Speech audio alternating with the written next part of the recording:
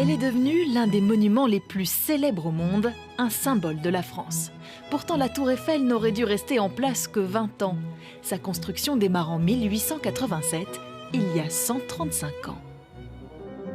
Plus de 10 000 tonnes d'acier fixées par 2,5 millions de rivets s'élèvent petit à petit jusqu'à 312 mètres de haut. Un record à l'époque pour l'ouverture de l'exposition universelle de 1889.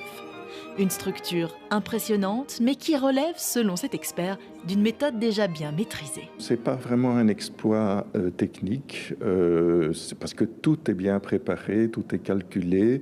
En fait, ça se fait en 2 ans. Il n'y a jamais eu plus de 180 ouvriers sur le chantier. Tout est préparé à l'avance, comme un mécano, dans les ateliers d'Eiffel, à Levallois-Perret. À l'origine, le projet de Gustave Eiffel subit de nombreuses critiques. L'écrivain Guy de Maupassant évoque même une haute et maigre pyramide d'échelles de fer, squelette disgracieux et géant. Mais dès l'inauguration de l'exposition universelle, le succès populaire est immédiat.